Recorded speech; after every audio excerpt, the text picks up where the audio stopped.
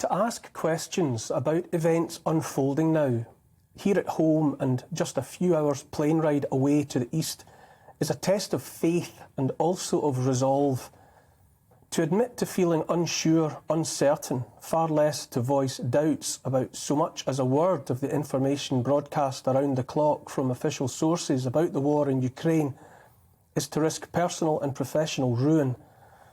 It was bad enough during the time of COVID, a time already diminishing to a dot in the rearview mirror, when to ask questions about the safety of vaccines or the wisdom of lockdowns was to find yourself on the naughty step at best and cast into perdition at worst. Let's leave aside that there is near universal acknowledgement that lockdown was a bad idea, with ruinous consequences that will linger for years. Doubts raised from the beginning about every aspect of the official response, and which were loudly, even viciously dismissed as tantamount to treason, are now revealed as entirely justified.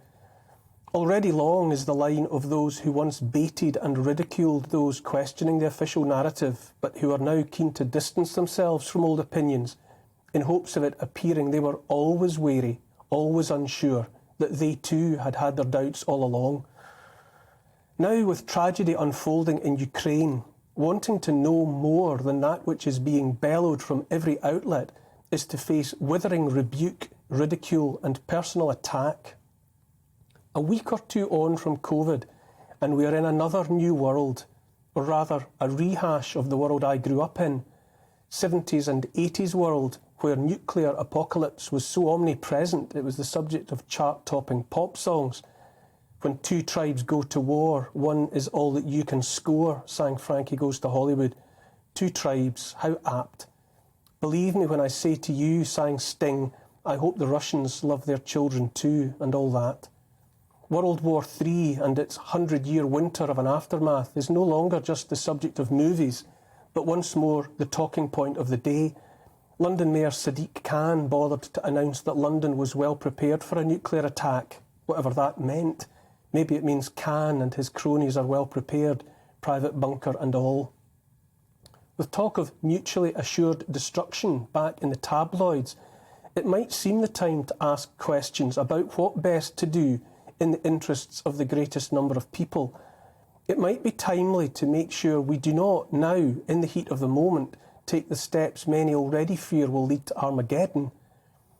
But if it were hard to ask questions about masks and vaccines, that was as nothing compared to the atmosphere now. The argument goes that while it might have been right to have doubts in COVID world and to have been suspicious about the methods and motives of those above us in the food chain, everything is different now. Now there is no room for anything but certainty and action, and our only course of action is apparently clear to see. Questions are mischief at best, treason at worst. If we are, as individuals, to avoid being characterised as Putin apologists, fifth columnists, traitors, somehow fascists and commies at the same time, then we must only cry havoc and let slip the dogs of war. I saw a front page calling for the assassination of Vladimir Putin, and the call was taken up enthusiastically by prominent figures. I have my doubts about the wisdom of openly advocating such tactics, but doubts are not allowed in the black and white world of unimpeachable, unquestioned certainty. We still have freedom of speech in this country, of course we do, and I'm living proof of it. But for anyone with a doubt in their minds, it is, to put it mildly, hot out there. How did we get here, to this place where everything is about always being left no option but to pick one of just two sides? How did we get to this place where everything must be seen as black or white, good or evil, sensible or insane? Everyone knows the difference between right and wrong. What many of us struggle with is how to make sense of the world we're living in now. It's natural and understandable to think we are right.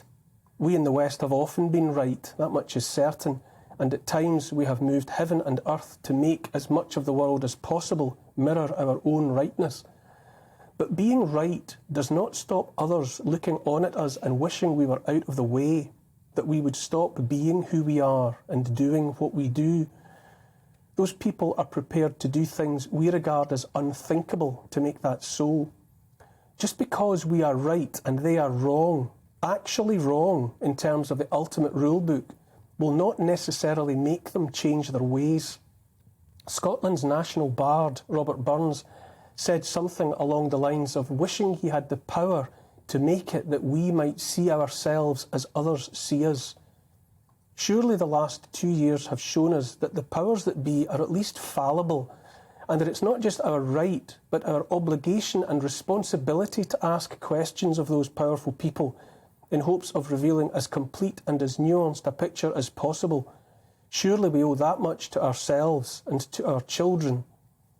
Someone said, war doesn't determine who is right.